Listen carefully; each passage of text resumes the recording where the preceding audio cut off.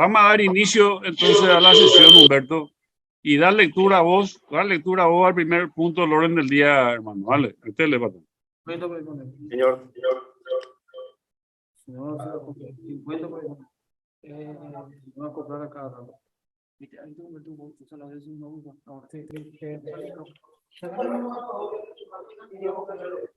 Ok.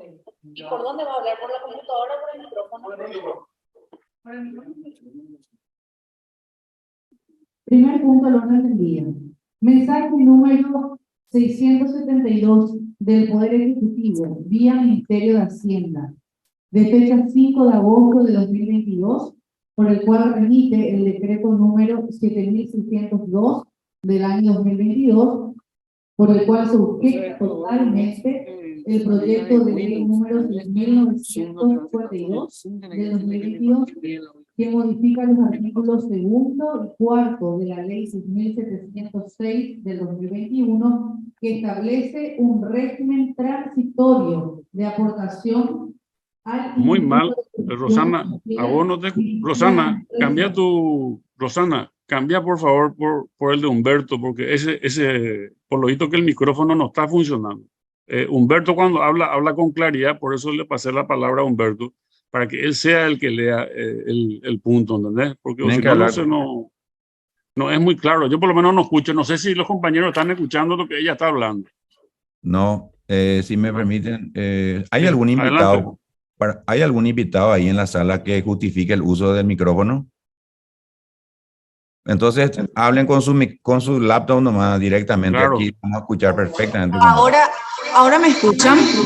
Muy bien, así sí, muy bien. ¿Puedo comenzar, presidente?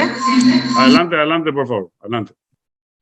Mensaje número 672 del Poder Ejecutivo vía Ministerio de Hacienda, de fecha 5 de agosto de 2022, por el cual remite el decreto número 7604 del 2022, por el cual se objeta totalmente el proyecto de ley número 6952 del año 2022, que modifica los artículos 2 y 4 de la ley 6706 del 2021, que establece un régimen transitorio de aportación al Instituto de Previsión Social, IPS, dirigida a empresas dedicadas a los sectores gastronómicos, eventos, hotelero, agencias de turismo y entretenimientos, en todo el territorio de la República, a consecuencia de la declaración del estado de emergencia sanitaria establecida por la ley 6.524 del año 2020,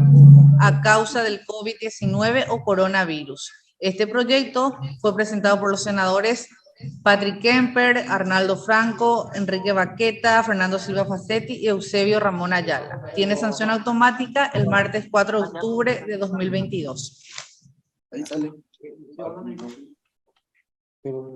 Que el proyecto de ley número 6.952 de 2022, puesto a consideración del Poder Ejecutivo para su aprobación u objeción, pretende modificar los artículos 2 y 4 de la ley 6.706 de 2021 con el objeto de ampliar el plazo de vigencia del régimen transitorio de aportación al IPS dirigido a las empresas constituidas en el país, dedicadas a los sectores gastronómicos, de eventos, hotelería, agencias de turismo y entretenimiento, estableciendo originariamente para el periodo de enero a diciembre de 2021 en un orden de aporte de la patronal del 2,5%, que por medio del artículo 1 del proyecto de ley en cuestión se establece una prórroga de 6 meses al señalado plazo de vigencia del régimen transitorio de aportación al IPS previsto en el artículo 2 de la ley 6.706 de 2021. Dicha prórroga comenzará a computarse, de ser el caso, a partir del día siguiente a la promulgación del proyecto de ley.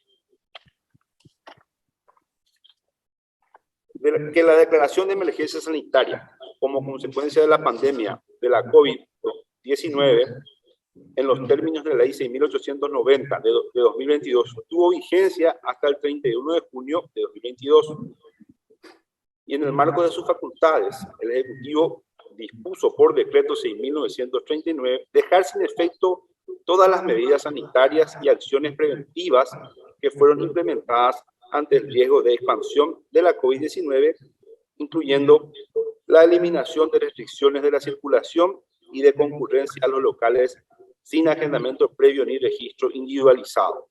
Por lo tanto, para el Poder Ejecutivo, el proyecto de ley deviene extemporáneo. El proyecto de ley, o el veto en este caso, no posee dictamen de la Comisión de Hacienda y reglamentariamente impide que el mañana jueves sea estudiado. Señor presidente.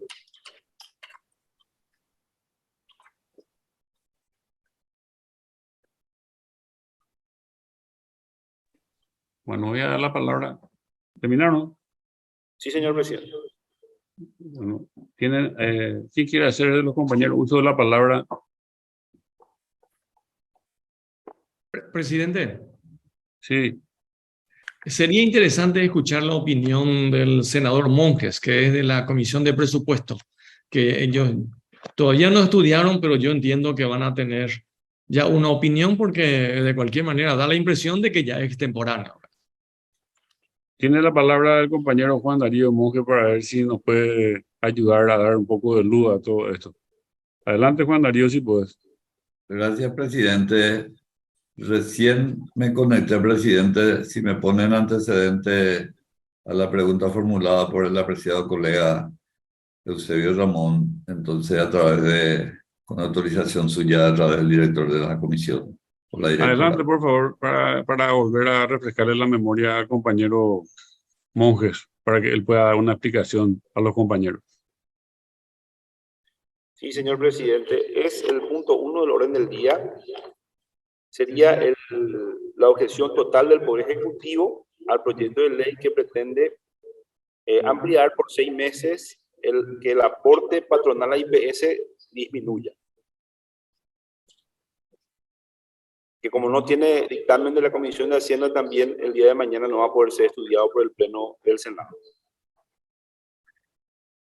Gracias, presidente. Este tema en particular no lo hemos estudiado y no es similar a la que hemos abordado nosotros, y creo que a eso hizo referencia el colega Eusebio Ramón Ayala, que se trata del aporte al IPS por la institución Jurado de Enjuiciamiento de Magistrados, que difiere en los términos de aporte, porque esto se trata de empresas dedicadas a sectores privados gastronómicos, y quiero entender de que el aporte conlleva dos cuestiones muy importantes: conlleva la jubilación y también la atención médica correspondiente. Sin embargo, el aporte del Jurado de Enjuiciamiento de Magistrado, por lo que hemos nosotros retirado de aportar los funcionarios, porque se refería solamente a la atención médica,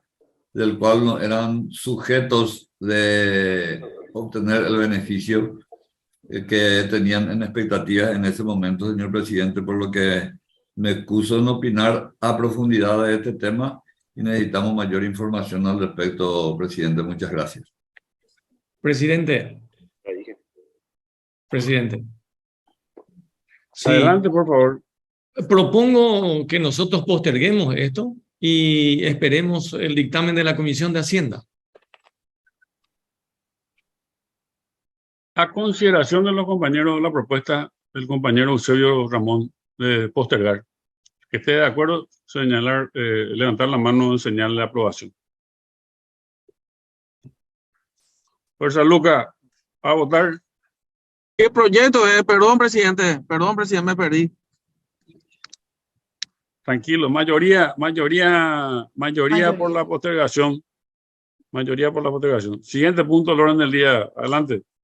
Mensaje número 695 del Poder Ejecutivo de fecha 14 de septiembre de 2022, por el cual remite el decreto número 7802, por el cual sujeta parcialmente el proyecto de ley número 6981 del 2022, que modifica y amplía el presupuesto general de la Nación para el ejercicio fiscal 2022, aprobado por ley número 6873 del 4 de enero de 2022, que aprueba el presupuesto general de la Nación para el ejercicio fiscal 2022, Congreso Nacional, Cámara de Senadores y Cámara de Diputados. Tiene sanción automática el 13 de noviembre de 2022. Que el proyecto de ley Adelante, puesto adelante, a Juan Darío. consideración del Poder Ejecutivo para su aprobación o objeción prevé una ampliación y modificación de ingresos y gastos del presupuesto vigente por un monto de 20.355.410.837 guaraníes, de los cuales la suma de guaraníes 19.940.410.837 corresponde a la fuente de financiamiento 1001, recursos del Tesoro Genuino, y guaraníes 415 millones a recursos institucionales provenientes de la donación del gobierno de China a Taiwán, afectando a las entidades 1101 Congreso Nacional, 1102 Cámara de Senadores y 1103 Cámara de Diputados. El resumen, el considerando del decreto, plantea que de acuerdo con los informes proveídos por dependencias técnicas de la Dirección General de Presupuesto, se determina que el proyecto de ley número 6.981 de 2022 no ha sido canalizado a través del Ministerio de Hacienda. En tal sentido, la propuesta carece de sustentos técnicos que avalen la viabilidad de contar con ingresos que permitan asignar nuevos recursos con la fuente de financiamiento 10, recursos del Tesoro. Eso es con respecto al considerando del decreto. Pero entrando a la parte resolutiva del decreto, que ahora estamos proyectando, la columna a la izquierda sería el proyecto de ley sancionado y la columna a la derecha sería el texto del resolutivo del decreto del Poder Ejecutivo, donde sí plantea objetar artículo 1, artículo 2, artículo 3, pero también desarrolla un texto con modificaciones que, como pueden ver en negrita, varía en cuanto a los montos. Mal podría entenderse que el Ejecutivo, yéndose mucho más allá de lo que está prescrito por el 208 de la Constitución Nacional, está queriendo modificar aparentemente, cuestión que no puede ser, ya que el veto o la objeción total o parcial son para testar, suprimir o anular, ya sea la ley o parte de la ley en sus artículos, párrafos, incisos. En el artículo 4, directamente, objeta al cuarto, pero se remite a una ley de una ampliación presupuestaria del año 2019 de la Contraloría General, que el día de ayer sí, en este caso, se produjo una rectificación por un mensaje del Poder Ejecutivo. No así en los artículos 1, 2 y 3, que expusimos una aparente modificación a la ley sancionada que no corresponde, ¿verdad? Y que no es facultad del Poder Ejecutivo. Señor Presidente.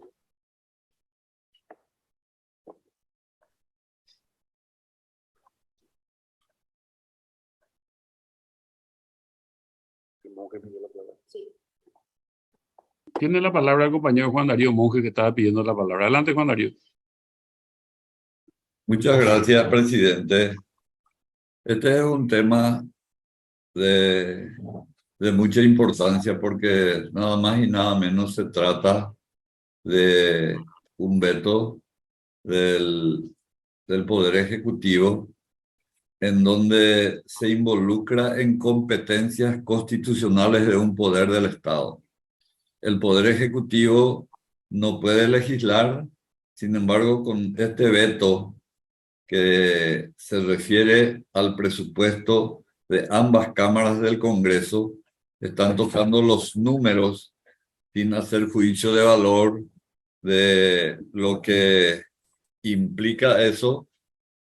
De ninguna manera nosotros podríamos aceptar los términos del veto del Poder Ejecutivo porque no se compadece con las atribuciones y competencias del Poder Ejecutivo. Y para eso simplemente voy a referirme a una objeción total a un proyecto de ley 6963 que modifica y amplía el artículo 332 de la ley 834 de 1996 que establece el Código Electoral paraguayo. Y allí en ese veto, el argumento del Poder Ejecutivo, con su permiso, señor presidente, voy a leer para que sea más claro. Dice Claro, metele que el Poder Ejecutivo entiende que de antemano y de manera sobresaliente al menos dos de los efectos previstos para el procedimiento del pago de la multa en virtud de lo considerado que devienen injustificados. ¿Por qué se habla de la multa? Porque en este proyecto de ley se establecía una multa a aquel que incumplía su deber de ciudadano como elector. Y ahora viene la parte donde toman la determinación. Ahora bien, dice el decreto, ahora bien, en el modelo de intervención del proceso de formación de la ley, el Poder Ejecutivo tiene un papel acotado y solamente puede aceptar o rechazar el texto. Por otra parte, tampoco existe margen para que el Congreso lo configure, por lo que en ocasiones o razones que atañen solo a una parte de la ley devienen suficientes para su objeción total. Lo que dice acá el Poder Ejecutivo de que está acotado expresamente de que ellos no pueden modificar, solamente pueden aceptar o rechazar, y en este proyecto de ley se ha equivocado porque en un decreto sale que no pueden modificar, sin embargo acá modifica puntualmente el presupuesto aprobado en primera instancia por nosotros, que es el presupuesto que tiene un componente de donación de China, de Taiwán, para el tema de TV Cámara, y que fue modificado en la Cámara de Diputados, que ha incorporado también necesidades que tiene un requerimiento hoy día la Cámara de Diputados. Lo que mal hizo es el Poder Ejecutivo modificar y hacer un veto con modificaciones que no es competencia, por lo que solicito, presidente, la ratificación del rechazo del veto del Poder Ejecutivo. Muchas gracias. Gracias. ¿Algún otro compañero que hace uso de la palabra? Adelante, Eusebio. Presidente, colegas. Después de la clara y precisa explicación del senador Juan Darío Monjes, distinguiendo las cuestiones presupuestarias de cuestiones legales y constitucionales, no queda otro remedio que rechazar la objeción del Poder Ejecutivo por una cuestión constitucional. Más allá de alguna discusión que pueda haber sobre la utilidad o no, o sobre la importancia o no de esta modificación del presupuesto, pero creo que esto nos deja en la imposibilidad de aceptar una objeción total de manera irregular e inconstitucional, por el cual yo adhiero mi voto al del senador Juan Darío Monjes. Perfecto. Tiene la palabra Lucas Aquino. Adelante, Lucas.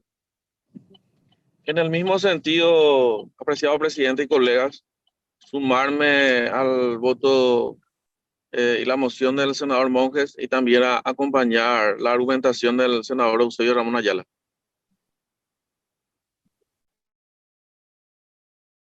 Otro senador que quiera hacer uso de la palabra, Tonia Puril. Hugo, Creo que Richard. está suficientemente debatido, presidente.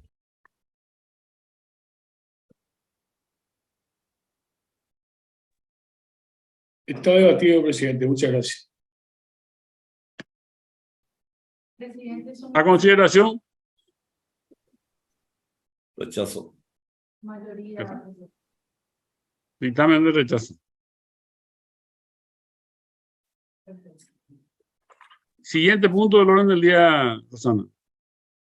Tercero, mensaje número 2974 de la Honorable Cámara de Diputados de fecha 15 de septiembre de 2022, por el cual remite la resolución número 3688, que rechaza la objeción total formulada por el Poder Ejecutivo al proyecto de ley 6969, que amplía el presupuesto general de la Nación para el ejercicio fiscal 2022, aprobado por la ley número 6873 de fecha 4 de enero de 2022, Contraloría General de la República.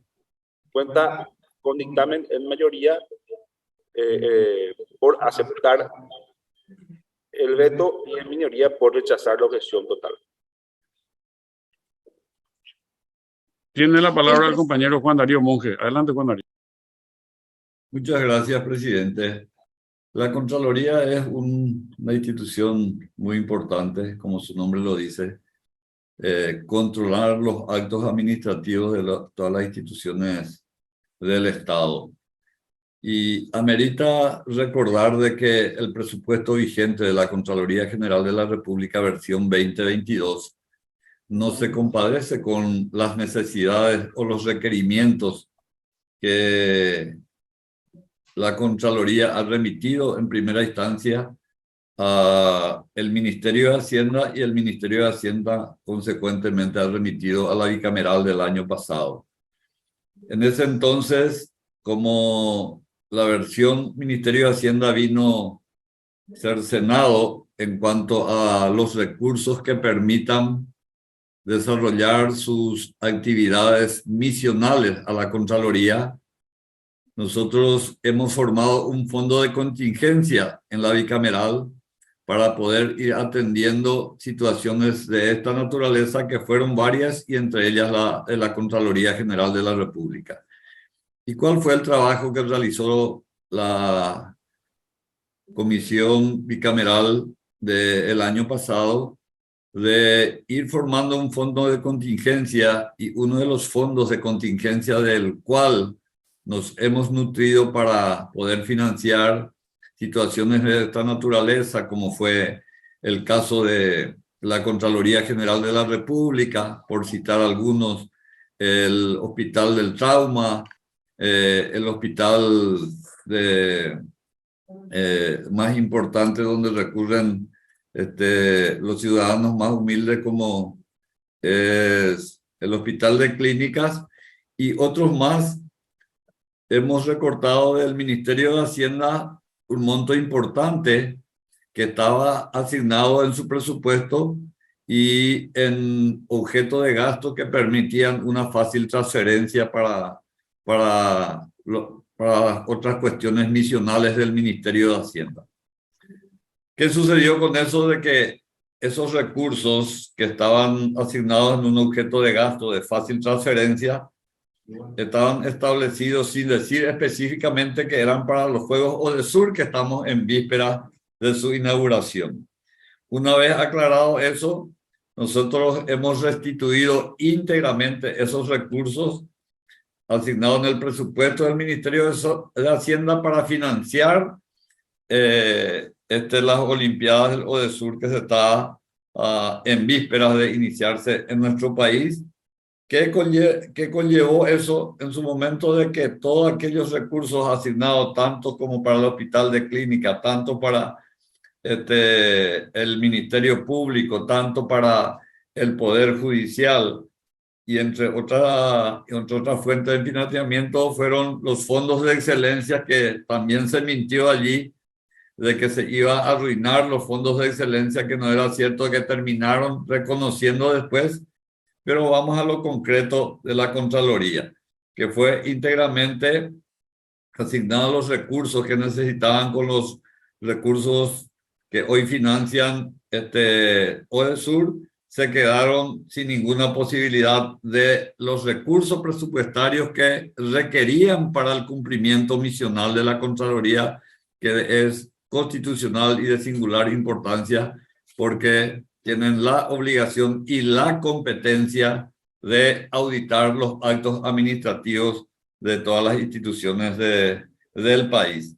Entonces, a eso obedece esta ampliación presupuestaria, porque en las condiciones actuales no tienen ninguna posibilidad de seguir llevando adelante su función misional, la Contraloría General de la República, por lo que consideramos inoportuno el veto total del Poder Ejecutivo, por lo que hemos recomendado el rechazo total, el rechazo de ratificarnos en la cuestión de la aprobación que hemos tenido y oponernos al veto total del Poder Ejecutivo, señor presidente. Eso lo hicimos en la Comisión de Hacienda y solicitamos que así también lo hagamos en la Comisión de Asuntos Constitucionales. Muchas gracias, presidente. Gracias, compañero. ¿Algún otro senador que hace uso de la palabra? Si no hay ninguna persona que hace uso de la palabra, someto a consideración. Los que estén de acuerdo con la propuesta Monge, levante la mano en señal de aprobación.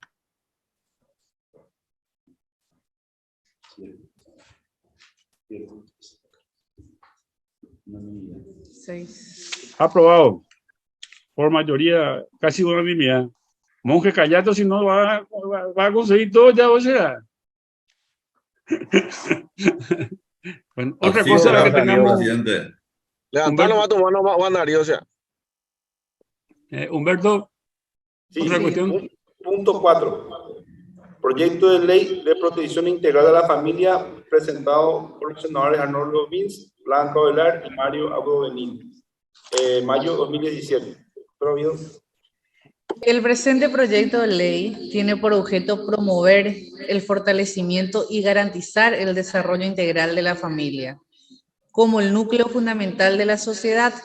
Asimismo, establecer las disposiciones necesarias para la elaboración de una política pública para la promoción y protección integral de la familia. Este punto está previsto para el día de mañana en la sesión y la proyectista, la senadora Blanca Ovelar, solicitará mañana la postergación del mencionado proyecto, considerando que está en pleno estudio en mesas de trabajo y se culminaría en la próxima semana. Presidente. Sí, someto Para a la- consideración de los senadores lo manifestado por... Sí, tener la palabra, Osorio, adelante. Y, presidente, propongo esperar la plenaria y votaremos allí la postergación que se anticipa que lo hará la proyectista. A consideración, la propuesta de esperar en el pleno lo que manifieste la proyectista y votemos en consideración, en consecuencia. ¿Esté de acuerdo? Entonces queda postergado el dictamen en constitucionales, atento a lo que pase en el pleno. Siguiente punto.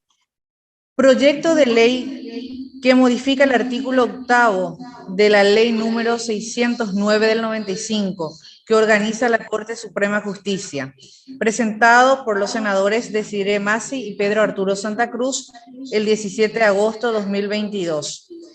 Tiene dictamen de la Comisión de Legislación por aprobar con modificaciones en mayoría y otro en minoría por el rechazo. ¿Doctor Humberto? El presente proyecto de ley tiene el objeto de promover una mayor transparencia en el ámbito de la Corte Suprema de Justicia en cuanto a la elección de autoridades, por un lado. Por otro, como aspecto central, aborda un tema no regulado que ha propiciado que las distintas regiones, circunscripciones judiciales, estén administradas por los mismos ministros durante años.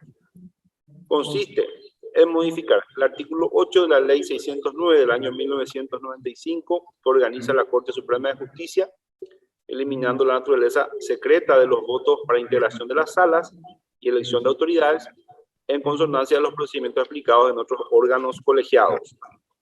Por otra parte, se regula la designación de ministros superintendentes de las distintas circunscripciones judiciales del país, al tiempo de establecer una obligatoria rotación. El parecer de la Corte Suprema, que se requirió hace 15 días, no fue acercado aún a la comisión. Señor presidente. Sí, a consideración de los compañeros, ¿quién quiere hacer uso de la palabra al respecto?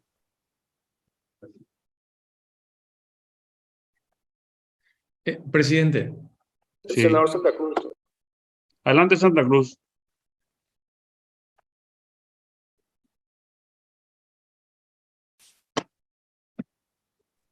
Buenos días a los colegas, buenos días, presidente. Yo creo que había cierta discusión sobre la constitucionalidad de este proyecto de ley, que tengo entendido que esgrimieron algunos colegas. Y al respecto, quiero señalar los siguientes. En primer lugar, el artículo 102 de la Constitución Nacional. Son deberes y atribuciones del Congreso.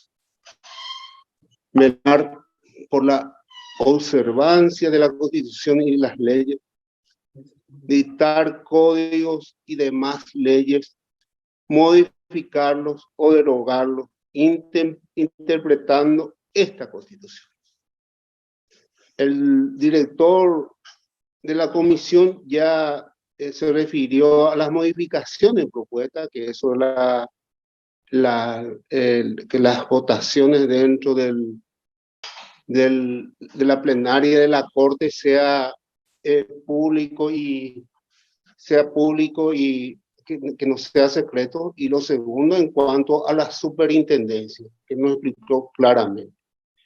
Y al respecto, quiero señalar lo siguiente. En primer lugar, esto no está contemplado en la ley orgánica del Poder Judicial. Tampoco está contemplado en la ley orgánica de la Corte Suprema de Justicia, ni en el reglamento de la Corte, ni tampoco por acordada. Y esto es un acuerdo tácito, por llamarlo así, entre los miembros de la Corte. Creo que, sobre todas las cosas, nuestra función la de legislar. Y para mí no existe ninguna duda en ese sentido que el Congreso tiene esa atribución.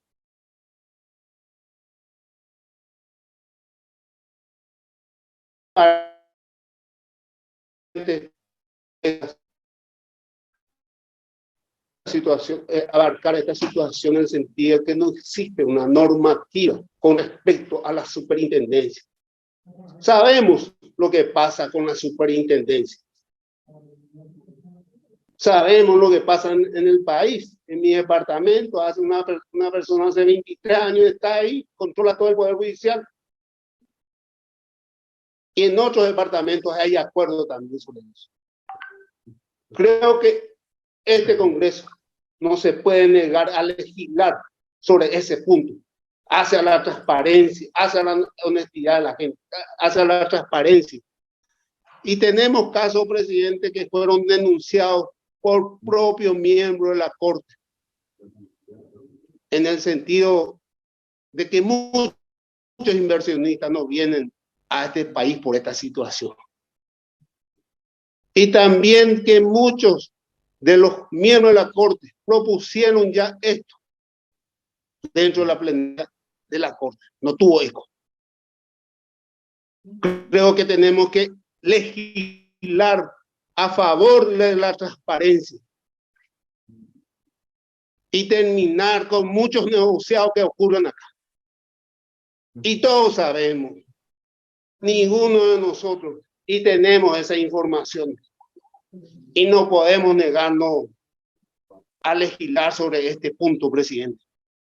Quiero escuchar las consideraciones de los demás colegas y seguramente después voy a hacer otra vez uso de las palabras. Gracias.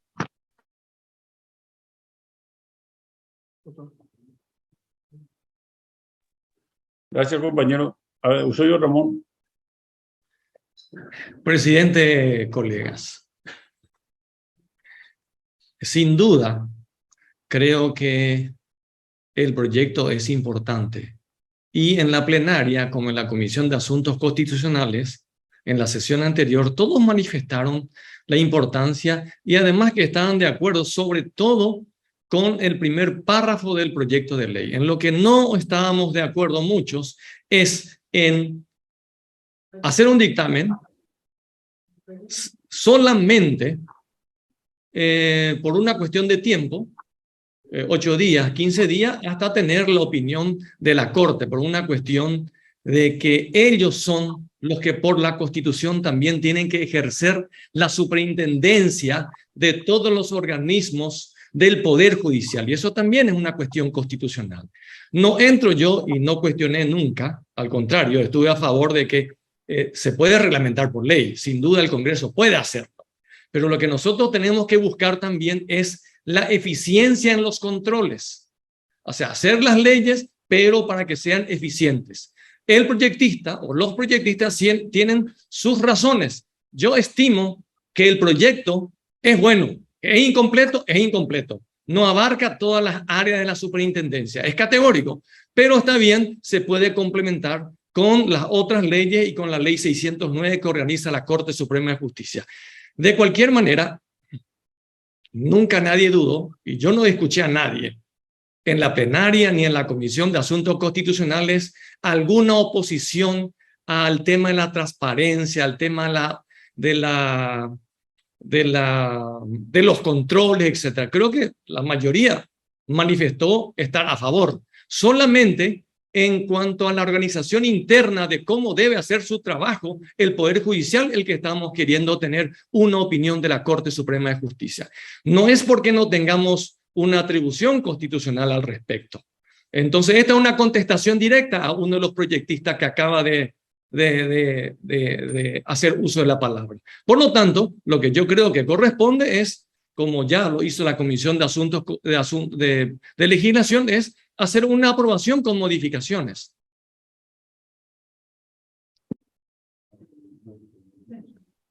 Esa es una propuesta, entonces, compañero. Presidente, permiso. Sí. Estamos sin quórum. Bueno, ok. Y bueno, lamento mucho. Yo también iba a llevar adelante tu propuesta, Eusebio. Okay. Iba a apoyar eso. Claro. ¿Y quién falta? ¿Quién se fue? ¿Quién salió? El senador Lucas Aquino y también el senador Richard. Bueno. ¿Y no le puede llamar a los dos? ¿Le llamaba a los dos o para saber si por ahí no tuvieron problema en su conexión nomás? Porque nos avisaron ellos que se iban a retirar. ¿No hubo un pico, algún pestañeo, algo ahí?